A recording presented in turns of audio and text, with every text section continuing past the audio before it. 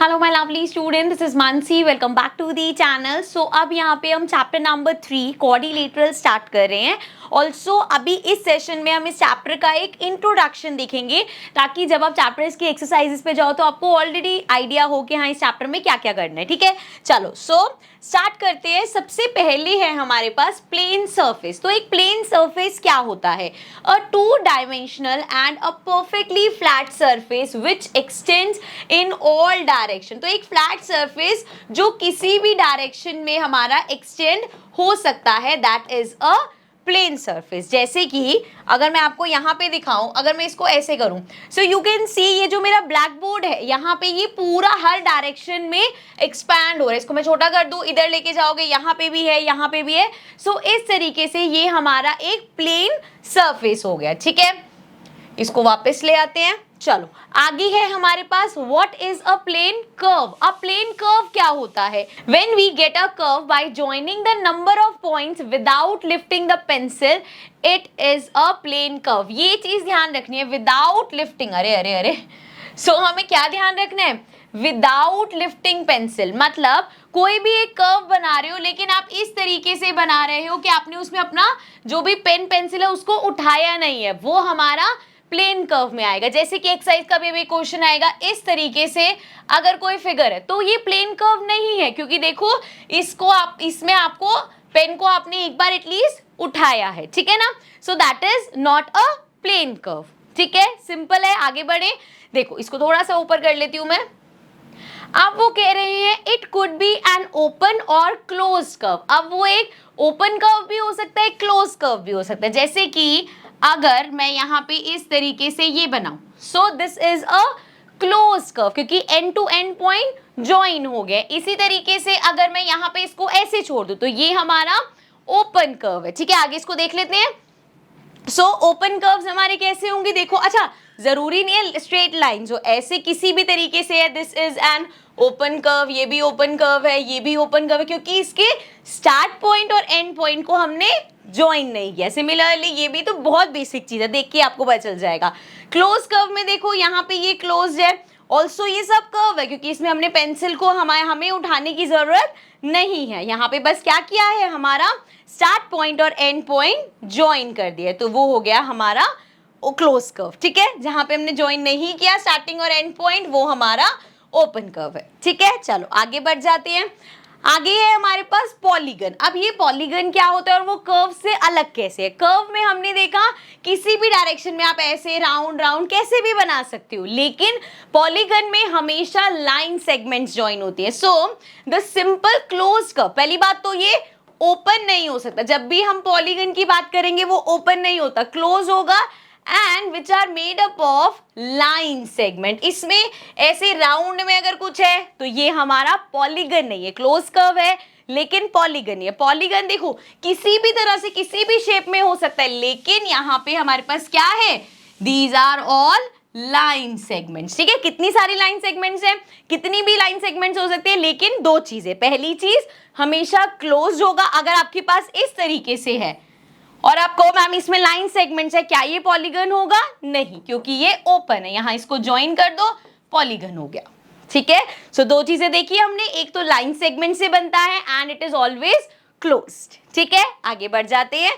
Next हमारे पास है, अब देखो पॉलीगन्स में, अब आपको पॉलीगन अगर नाम लग रहा है ना कि बड़ा अलग सा नाम है, हमने तो कभी सुना नहीं, तो पॉलीगन बेसिकली वो सभी फिगर्स हैं जिनके नाम आपने सुन रखे होंगे। जैसे एक ट्राइंगल क्या है? लाइन सेगमेंट से बना है एंड क्लोज्ड है, तो इट इज अ पॉलीगन। सो एक पॉलीगन जिसकी 3 साइड्स हैं हमारा ट्राइंगल होता है। एक पॉलीगन जिसकी 4 साइड्स हैं वो हमारा क्वाड्रिलेटरल होता है। क्वाड्रिलेटरल में जैसे अभी तो 3rd चैप्टर है हमारा, इसमें हम क्वाड्रिलेटरल्स ही पढ़ने वाले हैं।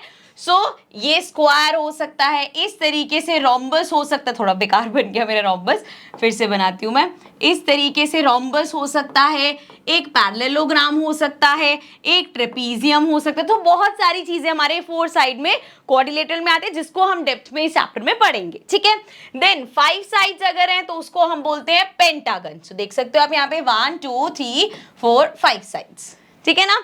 इसी तरीके से 6 साइड्स हैं तो हेक्सागन होगा, 7 साइड्स हैं तो हेप्टागन होगा, एंड आगे बढ़ते हैं 8 साइड्स हैं तो ऑक्टागन, 9 साइड्स है तो नैनोगन, वहां पे देख सकते हो 9 साइड, 10 साइड है तो डेकागन। ठीक है, सो इस तरीके से हमारे नेम है पॉलीगन्स के साइड्स के हिसाब से। आगे देखते हैं, अब यहाँ पे हमारे पास ये जो पॉलीगन है ना, इसके दो टाइप्स है। एक तो आप देख सकते हो यहाँ लिखा है कन्वेक्स पॉलीगन, और हमारे पास एक होता है कनकेव पॉलीगन। ठीक है, सो यहाँ पे दो हमारे पास पॉलीगन है, दो टाइप के पॉलीगन होते हैं, एक होता है कन्वेक्स और एक होता है कनकेव। दोनों में क्या डिफरेंस है अभी समझते हैं। सबसे पहले हम बात करते हैं कन्वेक्स पॉलीगन की। So the polygons which have all the diagonals inside the figure are known as convex polygon. So यहाँ पे पहली बात देख लेते हैं डायगोनल्स क्या होता है। देखो कोई भी हमारी फिगर है, सिंपल सा यहाँ पे हमने स्क्वायर ले लिया, ठीक है, इसको क्लोज कर देते हैं पहले तो। सो दोबारा से, ठीक है, सो ये मेरे पास एक क्या है, स्क्वायर है। अब यहाँ पे अगर इसके पॉइंट्स देखें, देखो एक ये है वर्टेक्स जिसे हम कहते हैं, एक ये पॉइंट है, एक ये पॉइंट है, एक ये पॉइंट है, एक ये पॉइंट है। अब इस पॉइंट से ये पॉइंट ज्वाइन हो रखा है, यहाँ से ये ज्वाइन हो रखा है, यहाँ से ये और यहाँ से ये, तो ये साइड्स बनाई है इसने आपस में ज्वाइन होके। अगर मैं इस पॉइंट को इस पॉइंट से ज्वाइन कर दूं इस तरीके से, सो ये मेरे पास आ गया डायगोनल। इसी तरह से इस पॉइंट को अगर मैं इस पॉइंट से ज्वाइन कर दूं तो again this is a diagonal. तो वो क्या कह रही है, कन्वेक्स पॉलीगन वो है जिसके जो डायगोनल्स है वो फिगर के अंदर ही रहते हैं। जैसे कि यहाँ पे ये सारी मेरे पास फिगर्स है, देखो अब इसके पॉइंट्स कहाँ हैं, एक ये है, एक ये है, एक ये है, एक ये है, ये तो आपस में पहले से ही ज्वाइन है। यहां से हम इसको ज्वाइन कर सकते हैं और यहां से इसको ज्वाइन कर सकते हैं। सो आपने क्या देखा, देख लेना, थोड़ा टेढ़ा बनाइए बट समझ जाना। सो यहाँ पे क्या हुआ है, डायगोनल्स फिगर के अंदर ही बने हैं। सिमिलरली अगर हम इसमें देखें तो देखो इस पॉइंट को मैं इससे ज्वाइन कर सकती हूँ, इस पॉइंट को मैं इससे ज्वाइन कर सकती हूँ, देन इस पॉइंट को इस पॉइंट से ज्वाइन कर सकती हूँ, ये तो ऑलरेडी साइड है। सिमिलरली यहाँ पे इस पे जाऊं तो मैं यहाँ से ज्वाइन कर सकती हूँ, यहाँ से ज्वाइन कर सकती हूँ, यहाँ से ज्वाइन कर सकती हूँ, करेक्ट। इस पे जाएं तो ये तो ऑलरेडी ज्वाइन हो चुका है, इसको मैं यहाँ से ज्वाइन कर सकती हूँ, ये ऑलरेडी ज्वाइन है, इसको मैं यहाँ से भी ज्वाइन कर सकती हूँ, एंड देन यहाँ पे ऑलरेडी है। अब इस पे जाएं, सो यहाँ से ये ऑलरेडी ज्वाइन है, ये भी हो रखा है, इसको मैं यहाँ पे कर देती हूँ ज्वाइन। सो आप देखो इधर के अब ऑलरेडी हो गए सारे। सो यहाँ पे जितने भी कितने सारे डायगोनल्स बने इस फिगर में, लेकिन सभी इनसाइड मतलब अंदर है फिगर के। सो ये हमारा कन्वेक्स पॉलीगन है। क्लास इसका एग्जांपल ले लेते हैं। सो इस पॉइंट से ये पॉइंट ज्वाइन कर सकती हूँ मैं, इसी पॉइंट से ये पॉइंट ज्वाइन कर सकती हूँ, देन इस पॉइंट से ये ज्वाइन हो सकता है, यहाँ से ये ज्वाइन हो सकता है, ठीक है, इसमें यहाँ से ऐसे ज्वाइन कर सकते हैं। सो अगेन इसमें डायगोनल्स बने और सारे डायगोनल्स अंदर बने हैं फिगर के, तो वो हमारा कन्वेक्स पॉलीगन है। ठीक है, नेक्स्ट बात करते हैं कनकेव पॉलीगन की। देखो पॉलीगन तो ये भी है, लेकिन कनकेव में क्या होता है, the polygons which have some of its diagonals outside the figure also are known as concave polygon. अब ऐसे पॉलीगन जिसमें ऐसा नहीं है कि सारे डायगोनल्स बाहर बनेंगे, लेकिन कुछ डायगोनल्स फिगर के बाहर भी बन रहे हैं। जैसे कि अगर हम इसमें बात करें, देखो ये हमारी एक फिगर है, यहां से ये ज्वाइन अगर हम कर रहे हैं तो ये तो हमारा फिगर के अंदर है, लेकिन अगर मैं इस पॉइंट और इस पॉइंट को ज्वाइन करूं इस तरीके से, सो फिगर मेरी ये पिंक वाली थी, ये डायगोनल जो है वो फिगर के बाहर बना है, तो ये मेरा कनकेव पॉलीगन हो गया। ठीक है, समझ में आया। सिमिलरली यहाँ पे देख लो, देखो इस पॉइंट से इस पॉइंट को ज्वाइन किया, अंदर है ये, इस पॉइंट से इस पॉइंट को ज्वाइन किया, अगेन डायगोनल अंदर है, लेकिन इस पॉइंट से जब मैं इस पॉइंट को ज्वाइन करूंगी सो ये डायगोनल फिगर के बाहर बना है। सिमिलरली यहाँ पे ये डायगोनल तो अंदर है, लेकिन अगर मैं इन दोनों पॉइंट्स को और इन दोनों पॉइंट्स को ज्वाइन करूं तो ये दो डायगोनल मेरे फिगर के बाहर है, दैट मीन्स कनकेव पॉलीगन हो गया। ठीक है, समझ में आया। आगे बढ़ जाते हैं। सो नेक्स्ट है हमारे पास regular and irregular polygon. I know भी आपको लग रहा था अरे मैम कितनी सारी चीजें आ रही हैं, कंफ्यूजिंग लग रहा है, बट ट्रस्ट मी कंफ्यूजिंग नहीं है। मैं लास्ट में एक बार फटाफट से एक रिवाइंड भी दे दूंगी, आपको अच्छे से क्लियर हो जाएगा। ठीक है, चलो अभी के लिए समझते हैं रेगुलर पॉलीगन क्या होता है और इरेगुलर पॉलीगन क्या होता है। सो ये भी बहुत सिंपल है। अ regular polygon has equal angles and sides, meaning that all sides are the same length. So ऐसे polygons जिनकी जो side है वो इक्वल है, और साइड्स इक्वल है तो एंगल्स अपने आप इक्वल हो जाएंगे। सो साइड्स और एंगल्स अगर एक फिगर के, एक पॉलीगन के इक्वल है तो वो हमारा रेगुलर पॉलीगन है। एंड इसको ऊपर करते हैं, on the other hand an irregular polygon has size of varying size and varying angles. तो irregular क्या होगा? जिसकी साइज इक्वल नहीं है, सिंपल. अब देखो इसमें यहाँ पे ये समझते हैं, अगर हम जो हमारी शेप्स है बेसिक, जैसे हमने देखा ट्राइंगल है हमारा, वो एक पॉलीगन है, लेकिन रेगुलर ट्राइंगल कौन सा होगा? एक इक्विलेटरल ट्राइंगल. हमें पता है ना इक्विलेटरल ट्रायंगल की सारी साइड्स इक्वल होती है, तो दैट मींस रेगुलर हमारा ट्रायंगल कौन सा होगा? या रेगुलर पॉलीगन में इक्विलेटरल है, क्योंकि इसकी तीनों साइड्स इक्वल होती है. सिमिलरली क्वाड्रिलेटरल में बात करें तो हमारा स्क्वायर है जिसकी चारों साइड्स इक्वल होती है, करेक्ट. सो वो हमारा रेगुलर हो गया. अच्छा, इररेगुलर में यहाँ पे देखो रेक्टेंगल हो सकता है, यहाँ पे हमारा स्केलिन ट्रायंगल हो सकता है. इसी तरह से पेंटागन अगर इस शेप का है, ये जो हमारा पेंटागन है इसमें सारी साइड्स इक्वल है, इसमें सभी साइड्स इक्वल नहीं है, तो ये इररेगुलर पेंटागन है. इसी तरीके से हेक्सागन अगर इस शेप में है, सारी साइड्स इक्वल है, देखो 1 2 3 4 5 6, ये भी हेक्सागन है, 1 2 3 4 5 6, ये भी हेक्सागन है, बट इसमें सारी साइज इक्वल है, तो इसको हम बोलते हैं रेगुलर हेक्सागन. और इस तरीके से अगर है जिसमें आपकी 5-6 साइड्स जोड़ के एक फिगर बना दिए, तो वो हमारा पेंटागन तो है लेकिन इररेगुलर पेंटागन. ठीक है, समझ में आया? चलो आगे बढ़ जाते हैं.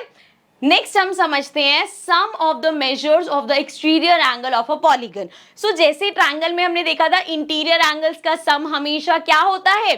180 डिग्री. और हमने देखा था अगर एक एक्सटीरियर एंगल है तो वो इक्वल होगा अंदर के दो ऑपोजिट इंटीरियर एंगल के. ऐसी प्रॉपर्टीज हम पढ़ के आए हुए हैं. यहाँ पे हम बात करें अगर पॉलीगन है, अच्छा पॉलीगन में कुछ भी हो सकता है, चाहे वो ट्राइंगल हो, चाहे वो क्वाड्रिलेटरल हो, पेंटागन, हेक्सागन, ऑक्टागन, कितनी भी साइड्स वाला हो, हमें बस ये ध्यान रखना है उसके जो एक्सटीरियर एंगल उनका सम हमेशा 360 डिग्री होगा. सो पढ़ लेते हैं. The sum of the exterior angles of any polygon will be 360 degree. तो उनका जो एक्सटीरियर एंगल्स का सम है वो हमेशा 360 होगा. This is used to find the number of sides in a regular polygon. So number of sides निकालने में हेल्प करता है. अगर रेगुलर पॉलीगन है, अभी क्वेश्चन आएंगे हमारे पास, तो हम इस चीज को और अच्छे से समझेंगे. इसको ऊपर कर लेते हैं. अब यही चीज देखो, this is applicable to irregular polygon also. So ये इररेगुलर पॉलीगन पे भी वैलिड है. मतलब अगर कोई इररेगुलर हमारा पॉलीगन है जिसकी सारी साइड्स इक्वल नहीं है, तब भी उसके जो एक्सटीरियर एंगल का सम है, सारे एक्सटीरियर एंगल्स का सम 360 डिग्री होगा. ठीक है, देन आगे है the sum will remain the same whether it is regular or irregular, small or large. So polygon चाहे छोटा हो चाहे बड़ा हो, नंबर ऑफ साइड ज्यादा हो चाहे कम हो, एक्सटीरियर एंगल का सम हमेशा 360 होगा. अच्छा, अब एक चीज और समझने वाली है जहां बच्चे कंफ्यूज होते हैं कि मैम ये एक्सटीरियर एंगल में भी कंफ्यूज होते हैं. जैसे कि यहाँ पे मैंने बोला कि देखो यहाँ पे ये पॉलीगन था, इस लाइन को जब मैंने यहाँ एक्सटेंड किया तो मैंने बोला ये मेरा एक्सटीरियर एंगल है. कभी कभी दिमाग में ये आता है कि मैम ये एक्सटीरियर एंगल क्यों नहीं है. सो यहाँ पे पहली चीज तो देखो ये हमारा लीनियर एंगल बन रहा है, पूरा ये स्ट्रेट लाइन होती है, तो एंगल किसके साथ देखते हैं? एक साइड जो हमने एक्सटेंड करी है और एक साइड जो ऑलरेडी पॉलीगन के, तो ये बीच वाला. जब हमने इस लाइन को एक्सटेंड किया तो सेकेंड साइड कौन सी थी? ये वाली. तो यहाँ पे अगर मैं ये वाला देखूंगी तो वो लीनियर है, करेक्ट. यहाँ इसी तरीके से ये लाइन जब हमने एक्सटेंड करी तो साथ वाली साइड के साथ एंगल, ये लाइन हमने एक्सटेंड करी तो ये एंगल, ये लाइन एक्सटेंड करी तो ये एंगल, एंड ये लाइन हमने एक्सटेंड करी तो ये एंगल. ठीक है, सो एक्सटीरियर एंगल में कंफ्यूज नहीं होना, उनका सम हमेशा 360 डिग्री होगा. इसके हेल्प से हम साइड्स वगैरह निकाल के देखेंगे, इसके हेल्प से हम बाकी अगर हमें वैल्यूज निकालनी होंगी वो भी हम निकालेंगे. ठीक है, बट वो क्वेश्चंस करेंगे जब हम एक्सरसाइज पे आएंगे. सो लास्ट, अब यहाँ पे लास्ट क्या मतलब जो मेन चीज है, समझ लो चैप्टर का आधा पार्ट कंप्लीट हो चुका है और लास्ट हमारे पास क्वाड्रिलेटरल्स हैं. अब इसमें हमने देखना है कौन कौन से टाइप ऑफ क्वाड्रिलेटरल्स हैं हमारे सिलेबस में, मतलब कौन कौन से क्वाड्रिलेटरल्स हैं एंड सबकी प्रॉपर्टीज हमें ध्यान रखनी है. थर्ड चैप्टर में सबसे जरूरी चीज जो आपको ध्यान रखनी है वो है जो जो क्वाड्रिलेटरल्स हमारे सिलेबस में है उनकी प्रॉपर्टीज, जिसमें से आधी से ज्यादा आपको पता होंगी. तो चलो स्टार्ट करते हैं. अच्छा, अब ये क्वाड्रिलेटरल क्या है? Any closed polygon with 4 sides, 4 angles and 4 vertices are known as quadrilateral. ऐसा कोई भी क्लोज पॉलीगन जिसकी 4 साइड्स हैं, 4 एंगल्स हैं और 4 वर्टिसेस है, वो हमारा कोऑर्डिलेटरल होता है। सिंपल वर्ड्स में हमेशा हम ऐसे ही कहते हैं, कोई भी 4 साइड फिगर है तो वो हमारी कोऑर्डिलेटरल है, ठीक है। पॉलीगन होना चाहिए, क्लोज फिगर होनी चाहिए, ऐसा नहीं कि मैम ये 1 2 3 4 ये भी कोऑर्डिलेटरल है, नहीं भाई, ओपन फिगर है, पॉलीगन नहीं है ये, तो ये नहीं हो सकता, ठीक है।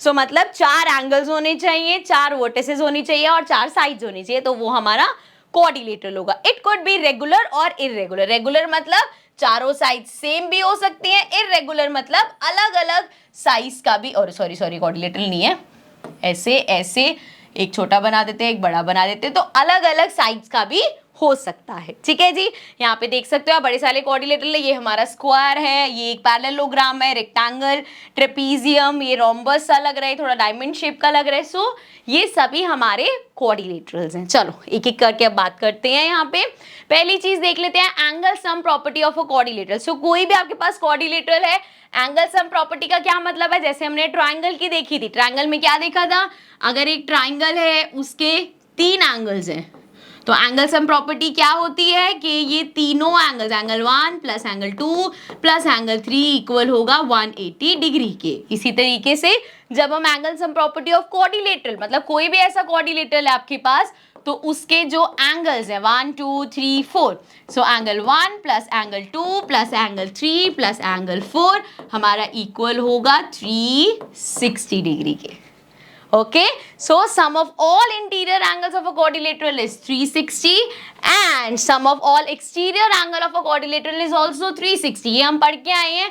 It is not just about quadrilateral, हमने देखा कोई भी हमारे पास पॉलीगन है उसके एक्सटीरियर एंगल का सम हमेशा 360 डिग्री होगा, ठीक है, डन। चलो आगे बढ़ जाते हैं।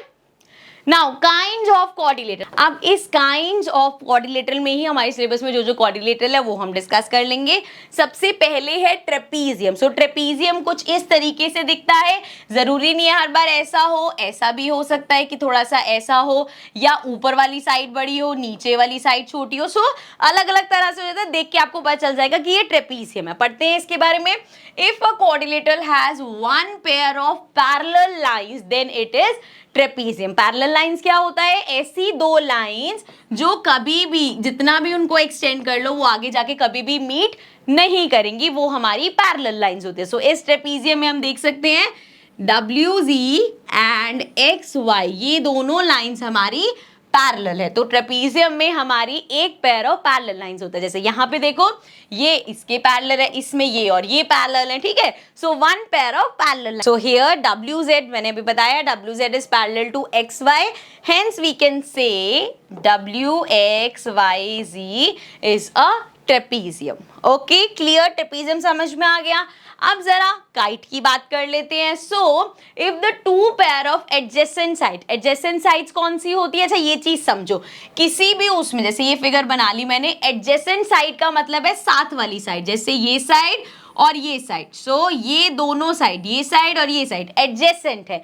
ऐसे ही ये साइड और ये साइड, ये दोनों भी साथ लग रहे हैं, सो ये भी एडजेसेंट है। ये साइड और ये साइड ये दोनों एडजेसेंट है, ये साइड और ये साइड भी एडजेसेंट है, मतलब साथ वाली साइड एडजेसेंट होता है। एंड ऑपोजिट साइड की जब हम बात करते हैं तो कलर चेंज करते हैं, ये साइड इसके ऑपोजिट है, मतलब आमने सामने वाली। सो एडजेसेंट का मतलब होता है साथ वाली साइड्स, और जब हम ऑपोजिट साइड्स बोलते हैं सो उसका मतलब है आमने सामने वाली। पता नहीं मैं ऐसे हिंदी में क्यों लिख रही हूँ, बट चलो आपको याद रहेगा। ऑपोजिट इज ऑलवेज आमने सामने वाली, जैसे ये एक दूसरे के आमने सामने है, ऐसे ही ये और ये सामने है। सो ये opposite pair of opposite side हो गया, और जो साथ वाली है वो हमारी एडजेसेंट साइड होती है। चलो कमिंग बैक हियर। सो अगर दो pair of adjacent sides are equal in a quadrilateral then it is called a kite. So क्या है यहाँ पे इसका मतलब कि अब एडजेसेंट साइड ये वाली यहाँ पे दिख ही रहा है, ये और ये तो इक्वल नहीं है। सो ये और ये AB is equal to BC and AD, यहाँ पे जो ये वाली है AD is equal to CD। तो ये हमारी यहाँ पे एडजेसेंट साइड्स इक्वल है, so therefore it is a shape of kite, ठीक है। चलो अब इसकी कुछ प्रॉपर्टीज समझ लेते हैं, इसको ऊपर करते हैं। सो यहाँ पे जब हम इसकी प्रॉपर्टीज की बात करेंगे, the two diagonals are perpendicular to each other. That means अगर हम इस फिगर में डायगोनल्स बनाते हैं, जैसे डायगोनल क्या होगा, B को D से ज्वाइन कर दो, A को C से ज्वाइन कर दो, तो ये एक दूसरे पे परपेंडिकुलर बनाएंगे। परपेंडिकुलर बनाने का मतलब है 90 डिग्री का एंगल फॉर्म करेंगे। जैसे अगर एक लाइन दूसरी लाइन के परपेंडिकुलर है तो वो 90 डिग्री का एंगल फॉर्म कर रही है। क्लियर, समझ में आया? आगे देखो, one of the diagonal bisect the other one. जैसे इस फिगर में देखो, यहाँ पे ये हमारे पास एक डायगोनल है, ये हमारे पास डायगोनल है। बाइसेक्ट का मतलब है दो इक्वल पार्ट्स में डिवाइड करना। तो इस डायगोनल ने इस डायगोनल को दो इक्वल पार्ट्स में डिवाइड किया। मतलब अगर ये O पॉइंट है तो AO हमारा OC के इक्वल है। ठीक है, सो बाइसेक्ट करते हैं। Now angle A equals to angle C but B is not equal to D. So यहाँ पे angle A तो हमारा C के इक्वल होगा, लेकिन एंगल B और D सेम नहीं होंगे। ठीक है, वो आपको समझ आ जाएगा फिगर देख के। जहां पे वो दिख रहा है ना बाइसेक्ट किसको किया है, उससे आपको अंदाजा लग जाएगा। बिकॉज ये और ये दिख ही रहा है कितना बड़ा डिफरेंस है। ये तो इक्वल नहीं है, वो इक्वल हो सकते, तो उसके जो साथ वाले एंगल्स है वो भी इक्वल हो गए, दूसरा पेयर ऑफ एंगल्स इक्वल नहीं होगा। ठीक है, चलो आगे बढ़ जाते हैं हम। सो नेक्स्ट है हमारे पास पैरेललोग्राम। अब ये पैरेललोग्राम क्या होता है, नाम से हम इसको बोल सकते हैं जिसकी दो ऑपोजिट साइड्स जो हैं पैरेलल हैं, दोनों ऑपोजिट साइड्स के पेयर पैरेलल हैं, तभी उसका नाम पैरेललोग्राम है। थोड़ा सा यहाँ फिगर से समझते हैं। जैसे यहाँ पे हमारा AB है, AB के ऑपोजिट कौन सी है, CD। सो AB और CD ये हमारी पैरेलल है। AB is parallel to CD लिख लो या DC लिख लो, एक ही बात है। एंड AD के ऑपोजिट कौन सी है, BC। So AD is parallel to BC। ठीक है, सो यहाँ पे दोनों पेयर ऑफ ऑपोजिट साइड्स हमारे पैरेलल है। चलो अब यहाँ पे पढ़ लेते हैं। If the two pairs of opposite sides are parallel in a quadrilateral then it is called a parallelogram. तो अगर एक क्वाड्रिलेटरल है जिसमें जो भी ऑपोजिट साइड्स है सभी पैरेलल है, वो हमारा पैरेललोग्राम हो जाएगा। Here AB is parallel to DC। So AB parallel है DC की, जैसे मैंने आपको बताया, एंड BC पैरेलल है AD के। So ABC is a parallelogram. ठीक है, आगे बढ़ जाते हैं। नेक्स्ट है हमारे पास एलिमेंट्स ऑफ पैरेललोग्राम। एलिमेंट्स में हम डिस्कस करेंगे वही जैसे मैंने आपको बताया, ऑपोजिट साइड्स कौन से हैं, इसके ऑपोजिट एंगल्स कौन से हैं, ताकि आगे जाके आपको कंफ्यूजन ना हो। सो यहाँ पे बात करते हैं opposite sides. So pair of opposite sides यहाँ पे कौन सी हैं, देखो मैंने पहले ही आपको बताया, ऑपोजिट साइड्स मतलब आमने सामने वाली साइड्स। ठीक है, ये याद रखना है, आमने सामने वाली साइड्स। सो AB के सामने कौन सी साइड है, DC। इसी तरीके से AD के सामने कौन सी साइड है, BC। सो AB CD ऑपोजिट साइड्स हैं और AD और BC यहाँ पे आप देख सकते हो लिखा भी हुआ है। ठीक है, अब बात करते हैं ऑपोजिट एंगल्स। तो ऑपोजिट का मतलब तो वही रहेगा, आमने सामने वाले। सो अगर मैं एंगल A की बात करूं तो एंगल A के सामने कौन सा एंगल है, angle C। So angle A और एंगल C ऑपोजिट एंगल्स हो गए। ध्यान रखना है बिकॉज आगे जाके हम यूज करेंगे कि ऑपोजिट एंगल्स इक्वल्स है, ऑपोजिट साइड्स इक्वल्स, तो आपको पता होना चाहिए इसका ऑपोजिट एंगल है कौन सा। ठीक है, सिमिलरली D यहाँ पे एंगल D के सामने कौन सा है, एंगल B। तो एंगल D और एंगल B हमारे ऑपोजिट एंगल्स है। ठीक है, आगे बढ़ते हैं। सेम यही चीज एडजेसेंट साइड्स। एडजेसेंट का मतलब क्या है, साथ वाली। सो साथ वाली साइड हो या साथ वाले एंगल हो, वो हमारे एडजेसेंट कहलाएंगे। जैसे कि यहाँ पे अगर हम बात करें तो AB की अगर मैं बात करूं तो AB के साथ AD भी है, मतलब AB और AD एडजेसेंट है। एंड इसी तरीके से AB के साथ हमारा BC भी है। सो AB एंड BC ये दोनों हमारे एडजेसेंट हो गए। इसी तरीके से अगर मैं BC की बात करूं तो BC के साथ AB है, ये हम पहले लिख चुके हैं BC और AB, एंड BC के साथ CD भी है। सो BC एंड CD। ठीक है, अब CD की बात करें तो CD के साथ वाली ये है BC, वो हम लिख चुके हैं, एंड इस CD के साथ AD भी है, तो CD एंड AD। ठीक है, अब AD पे आ जाओ, AD के साथ CD है लिख चुके, AD के साथ AB है वो भी लिख चुके। सो यहाँ पे एडजेसेंट साइड्स की जब हम बात करते हैं तो 4 हमारे पास आते हैं। ठीक है, क्योंकि साथ वाले की बात हो रही है। इसी तरीके से एडजेसेंट एंगल्स की जब हम बात करेंगे, अब एंगल A के साथ कौन सा एंगल है, C तो ऑपोजिट है, ये भी B भी इसके साथ है और D भी इसके साथ है। इस साइड पे D साथ है और इस साइड पे B साथ है। So angle A angle B adjacent angles है। इसी तरीके से एंगल A और D भी एडजेसेंट है। सो एंगल A और B एडजेसेंट है, एंगल A और D भी। इसी तरीके से एंगल बी की बात करें तो अभी देखा हमने बी के साथ ए और बी के साथ इस साइड पे एंगल सी भी है। सो एंगल बी और एंगल सी भी हो गए, बी और ए पहले ही हमने लिखे हुए हैं।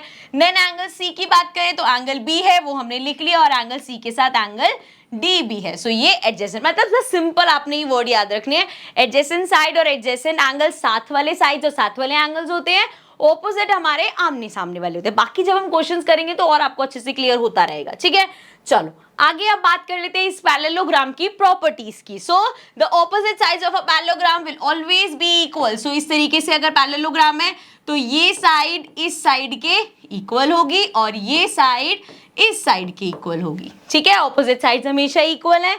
The opposite angles of a parallelogram will always be of equal measure। मतलब अगर ये 70 डिग्री का है तो इसका ऑपोजिट ये भी 70 होगा, अगर ये 80 है तो ये भी 80 होगा। रैंडम नंबर्स बता रही हूँ मैं, ठीक है। तो मतलब ऑपोजिट साइड्स और ऑपोजिट एंगल्स दोनों इक्वल होते हैं। चलो, the two diagonals of a parallelogram bisect each other। So अगर इनके बीच में यहाँ डायगोनल्स बनाओ, डायगोनल्स कैसे होते हैं, इस पॉइंट से इस पॉइंट को ज्वाइन किया, इस पॉइंट से इस पॉइंट को ज्वाइन किया, वो क्या कर रहे हैं, बाइसेक्ट कर रहे हैं। बाइसेक्ट का मतलब है ये अगर मेरा ओ पॉइंट है, इसको नेम दे देते हैं ए बी सी डी, तो बाइसेक्ट का मतलब ये ए ओ इक्वल होगा ओ सी के एंड ओ डी इक्वल होगा ओ बी के, ठीक है। आई नो यहाँ पे शायद आपको कंफ्यूजिंग लगे, बट हम क्वेश्चंस में करेंगे जब ये चीजें यूज तो आपको बहुत सिंपल लगेगा, ठीक है। चलो लास्ट पॉइंट देख लेते हैं। The pair of adjacent angles in a parallelogram will always be a supplementary angle. Now this is important. जब हम एक पैरेललोग्राम की बात कर रहे हैं,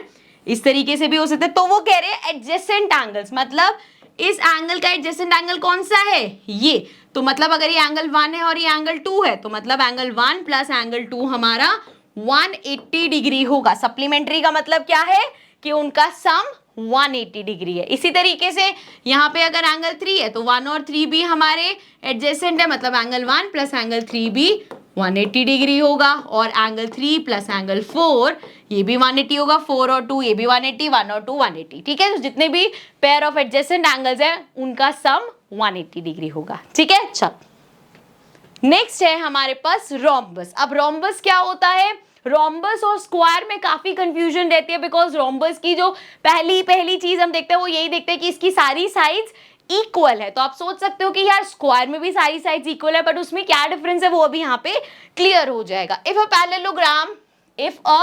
पैरेललोग्राम मतलब रोम्बस एक पैरेललोग्राम भी है, मतलब इसकी जो ऑपोजिट साइड्स हैं वो हमारे पास पैरेलल होंगी, ये भी। सो अगर ये पैरेललोग्राम है, अच्छा अगर इस फिगर को हम कह रहे हैं पैरेललोग्राम में, इसका मतलब ये कि पैरेललोग्राम की जितनी प्रॉपर्टीज है सब इस पे वैलिड होंगी। मतलब इसके जो डायगोनल्स है वो बाइसेक्ट करेंगी, इसकी जो ऑपोजिट साइड्स है वो इक्वल होंगी, इसकी जो ऑपोजिट एंगल्स है इक्वल होंगे, और इसकी एडजेसेंट साइड्स का सप्लीमेंट्री सब कुछ यहाँ पे सेम चाहिए, क्योंकि हमने इसको पैरेललोग्राम बोल दिया। मतलब सारी पैरेललोग्राम की प्रॉपर्टीज इसमें भी आ गई, ठीक है।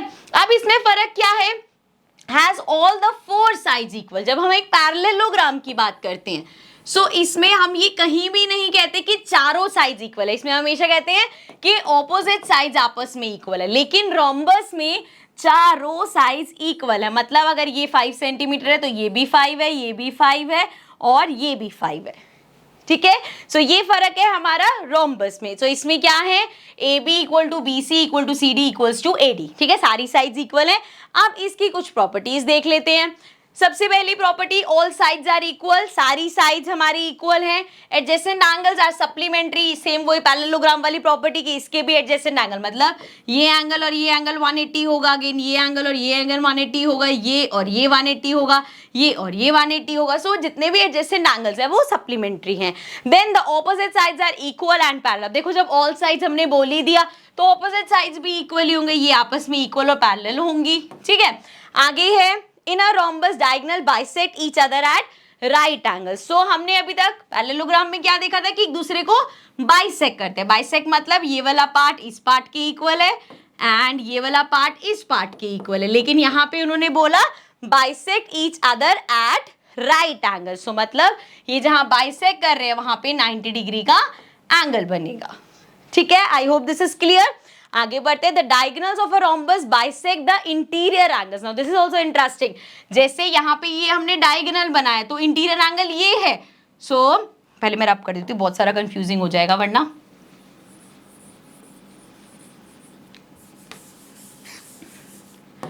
सो जी यहाँ पे अब वो कह रहे हैं कि अगर इसके हम डायगोनल्स बनाए, जैसे ये मैंने एक डायगोनल बनाया एंड एक ये डायगोनल बनाया, एक तो ना सीधी लाइंस नहीं जाती, ये डायगोनल बनाया। अब ये इंटीरियर एंगल्स को बाइसेक्ट कर रहे हैं, मतलब अगर यहाँ पे एक एंगल था, लेट्स सपोज 60 डिग्री का एंगल था, तो जब इस डायगोनल ने उसको डिवाइड किया, मतलब काटा उसको, तो इसको दो इक्वल पार्ट्स में डिवाइड किया। तो अगर पूरा एंगल 60 डिग्री था तो अब ये छोटा वाला 30 और ये 30 हो गया, ठीक है। तो मतलब इक्वल पार्ट्स में डिवाइड किया, जहां भी बाइसेक्ट वर्ड आएगा उसका मतलब ये है कि इक्वल पार्ट्स में डिवाइड करा जा रहा है, ठीक है। सो ये प्रॉपर्टीज हो गई रोम्बस की। अब आगे बात करते हैं rectangle. Now this is very basic, rectangle square तो हम बचपन से ही करते हुए आ रहे हैं। सो रेक्टेंगल में क्या होता है, अगेन अ पैरेललोग्राम, ये भी एक पैरेललोग्राम है क्योंकि इसकी भी ऑपोजिट साइड, अच्छा यहाँ पे थोड़ा सा एक कर्व में है तो समझ जाना, पॉइंटेड होता है ये, ठीक है, इस तरीके से। सो यहाँ पे भी इस केस में भी हमारी ऑपोजिट साइड एक तो पैरेलल है और इक्वल होंगी, यहाँ पे सेम चीज है, तो इसलिए इसको भी हम पैरेललोग्राम कह रहे हैं। और अगर मैं इसको भी पैरेललोग्राम कह रही हूं, सो दैट मींस पैरेललोग्राम की जितनी प्रॉपर्टीज हमने पढ़ी हैं वो इस पे भी वैलिड होंगी, ठीक है। सो विद इक्वल एंगल्स, अब यहाँ पे एंगल्स इक्वल होंगे क्योंकि हमें पता है कि रेक्टेंगल के सभी एंगल्स 90 डिग्री होते हैं। पैरेललोग्राम के केस में क्या था कि आपके जो ऑपोजिट एंगल्स होंगे वो इक्वल है, लेकिन इसमें सारे एंगल्स इक्वल होते हैं एंड ऑपोजिट साइड्स इक्वल होती है, मतलब ये साइड इसके इक्वल है, ये साइड इसके इक्वल है, ठीक है। So here A B equals to, A B हमारी सी डी के इक्वल है एंड ए डी कहाँ गया, अरे यार थोड़ी सी नेमिंग गलत होगी, ए डी बी सी यहाँ जो लिखे गलत है। सो यहाँ पे क्या होगा, एक तो ए बी हमारी सी डी के इक्वल है एंड ए सी हमारा बी डी के इक्वल है, ठीक है, समझ में आया। तो अब इसकी प्रॉपर्टीज पे आ जाते हैं। तो प्रॉपर्टीज ऑफ रेक्टेंगल क्या होता है, ऑपोजिट साइड्स है पैरेलल एंड इक्वल, तो जो ऑपोजिट साइड्स है वो एक दूसरे के पैरेलल होंगी और इक्वल होंगी। Then opposite angles are equal, opposite क्या यहाँ पे बेसिकली लिख सकते हैं ऑल एंगल, सारी 90 डिग्री होते हैं तो all angles are equal. Adjacent angle make a pair of supplementary angles, ये तो हमें पता है भाई, ये भी 90 है ये भी 90 है तो 90 90 180 होगा। सिमिलरली ये भी 90 ये भी 90, सो ऑफ कोर्स हमारे एडजेसेंट एंगल्स 1 सप्लीमेंट्री होंगे। Then diagonals are of equal length, अगर ये ध्यान वाली चीज है कि यहाँ पे अगर मैं इसका ये डायगोनल बनाती हूँ और इसका ये डायगोनल बनाती हूँ तो ये दोनों डायगोनल्स भी इक्वल होंगे। अभी तक हमने हर जगह देखा कि डायगोनल एक दूसरे को बाइसेक्ट करते हैं, लेकिन यहाँ पे जब हम रेक्टेंगल की बात करें तो उसके डायगोनल्स भी इक्वल होंगे, ठीक है। आगे diagonals bisect each other, bisect भी करेंगे। बाइसेक्ट मतलब ये जो इतना पार्ट है ये इस पार्ट के इक्वल होगा, ये वाला जो पार्ट है वो इस पार्ट के इक्वल होगा, ठीक है। चलो all the 4 angles are of 90 degree, हमें पता है सारे एंगल्स 90 डिग्री होते हैं। लास्ट हमारे पास है स्क्वायर। अब स्क्वायर पे आ जाते हैं। So a rectangle with all 4 equal side is called a square. So मतलब जैसा हमारा रेक्टेंगल है, सारे angles 90 degree, opposite sides equal, सब कुछ सेम, लेकिन सारी साइड्स यहाँ पे इक्वल है तो वो हमारा स्क्वायर बन जाता है, ठीक है। Here A B equals to B C, अच्छा नेमिंग ठीक कर देती हूँ मैं, ए बी सी और ये हो गया डी, ठीक है। So A B equals to B C equals to C D, मतलब सारी साइड्स इक्वल है, यहां से पता चल जाएगा हमें, ठीक है। अब इसकी प्रॉपर्टीज देख लेते हैं। तो ऑल 4 साइड्स आर इक्वल, सभी साइड्स इक्वल हैं। Opposite sides are parallel, opposite sides parallel होंगी आपस में। Diagonals are of equal and, सारी वो रेक्टेंगल वाली property. Diagonals are perpendicular bisector of each other, मतलब इसके जो हम डायगोनल्स बनाएंगे बाइसेक्ट तो करेंगे, ऑल्सो ये 90 डिग्री पे, जैसा हमने रोम्बस में देखा था वो होगा। All 4 angles are 90 degree. अब ये जो लास्ट पॉइंट है ना, ये इसको रोम्बस से अलग बनाते हैं, क्योंकि जब हम रोम्बस बनाते हैं उसमें ऐसा कहीं नहीं होता कि जो ये एंगल है वो 90 डिग्री के होंगे, बाकी सब चीजें होती है लेकिन एंगल्स 90 डिग्री के नहीं होते। सो हमारे स्क्वायर और रोम्बस में यहाँ पे आके फर्क आ जाता है, ठीक है। चलो ये था अबाउट ऑल द क्वाड्रिलेटरल्स जो हमारे सिलेबस में थे। इसके साथ हमारा ये चैप्टर का इंट्रोडक्शन होता है कंप्लीट। आई होप अगर आपको 80% 70% में इंट्रोडक्शन समझ में आ गया ना तो वेल एंड गुड, आपको एक्सरसाइजेस बहुत ईजी लगेंगी। अगर कंफ्यूजन है डोंट वरी, क्वेश्चंस पे आएंगे, क्वेश्चंस करेंगे तो वो सभी कंफ्यूजन्स भी दूर हो जाएंगी। So now I will see you with the exercises, but before that अगर चैनल को अभी तक सब्सक्राइब नहीं किया so please make sure to subscribe the channel. Bye bye for now.